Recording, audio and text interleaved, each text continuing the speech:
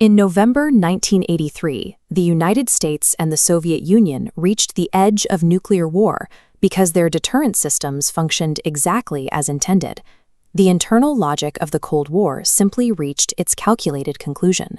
The geography of this trap was Central Europe.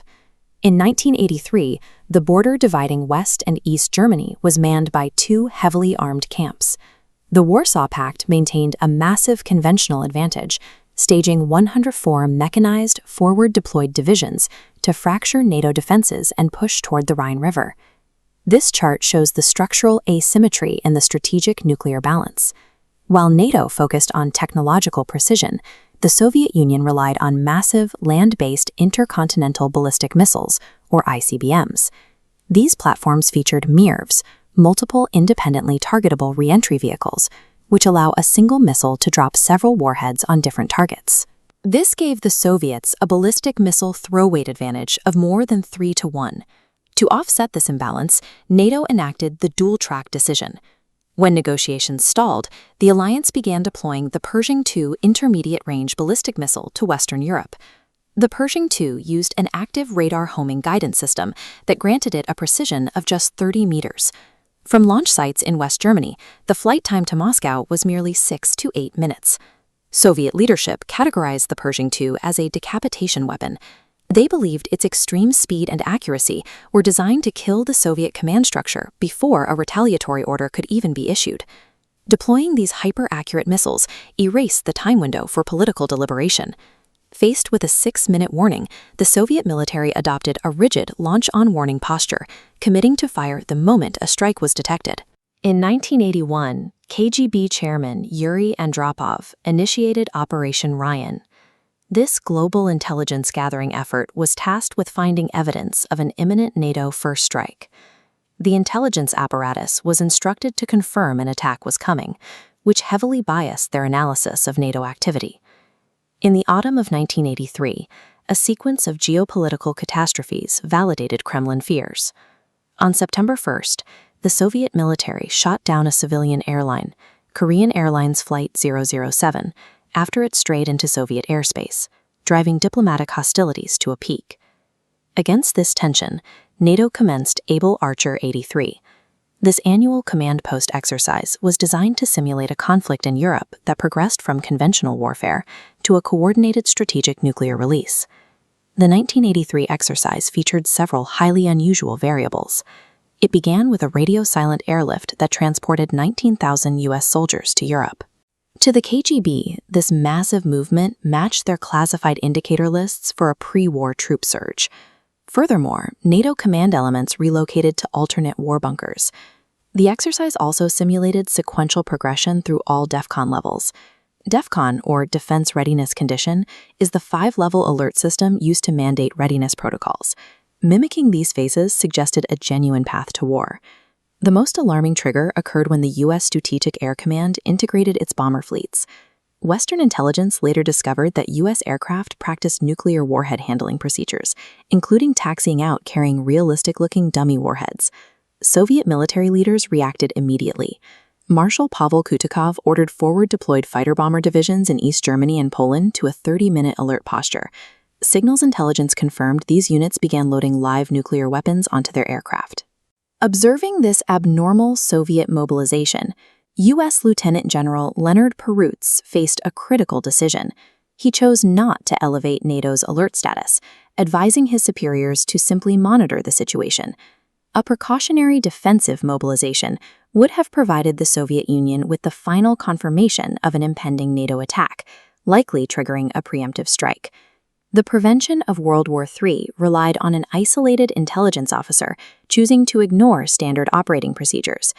If NATO had responded to the Soviet mobilization, the operational doctrines of both alliances would have catalyzed a rapid 72-hour escalation. The conflict begins with a theater-wide spasm of preemptive violence. Soviet forces followed the 7 days to the River Rhine plan. This doctrine mandated that if a NATO nuclear strike appeared imminent, the Soviet Union must respond first to destroy the alliance's ability to wage war. The ground war begins with a massive theater-wide nuclear strike. Soviet doctrine prioritizes the destruction of NATO command nodes and cities like Vienna, Munich, and Brussels over initial armored movements. Concurrently, persistent chemical agents such as VX and Somin are dispersed over NATO airfields. VX and Somin are highly toxic synthetic nerve agents designed to severely disrupt the human nervous system. This chemical blanket grounds Allied air forces and collapses sortie generation rates. Under this radiological and chemical barrage, 104 Warsaw Pact divisions surge across the Iron Curtain. Tank-heavy operational maneuver groups bypass engaged frontline units and irradiated zones, driving deep into the North German plain and the Fulda Gap. Soviet doctrine was built to shatter NATO's strategy of flexible response. While Western planners intended to gradually escalate force to signal resolve, Soviet doctrine demanded the immediate use of the most destructive weapons available. By the second day, NATO's conventional defense architecture is fracturing. Allied forces suffer catastrophic attrition while fighting in a contaminated environment against the pressure of second-echelon Soviet armor. Facing the imminent loss of West Germany, the Supreme Allied Commander Europe requests political authorization for general nuclear release, the exact procedure rehearsed during the Able Archer exercise. NATO utilizes its tactical weapons, nuclear artillery shells, Lance short-range missiles, and air-dropped gravity bombs are unleashed against Soviet supply lines and armored columns advancing through Eastern Europe. This retaliatory strike fails to arrest the Soviet momentum. Warsaw Pact planners explicitly anticipated millions of Eastern European civilian casualties. They ordered their armored units to simply wear protective gear and fight through the irradiated fallout zones. Soviet strategy dictates that any theater nuclear use is a cover for a full-scale U.S. strategic strike. This map shows the inevitable result: localized tactical strikes triggering a massive intercontinental exchange. Soviet leadership authorizes a massive strategic counterforce strike.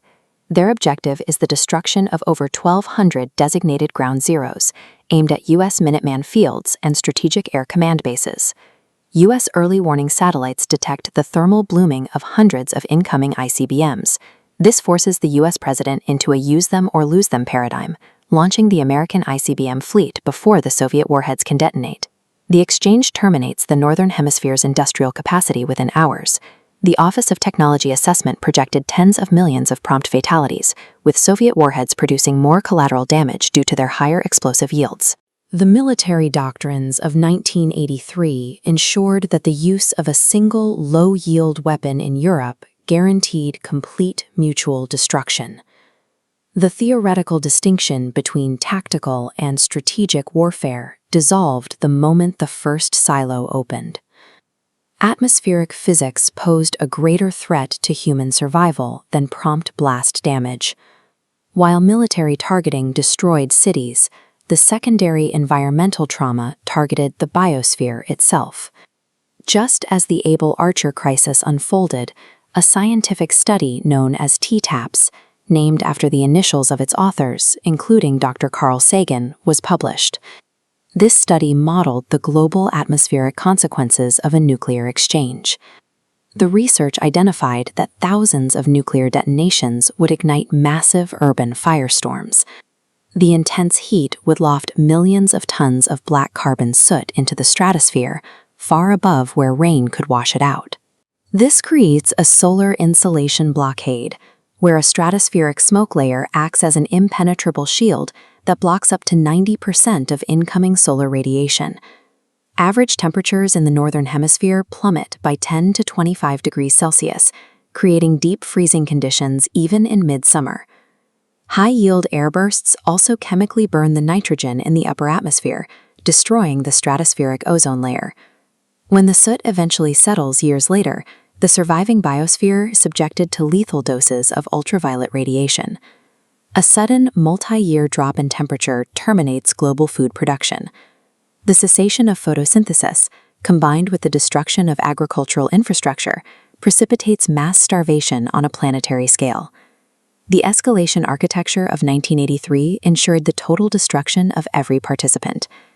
Beyond the immediate war, the mathematical certainty of secondary climatic effects guaranteed the extinction of the human species.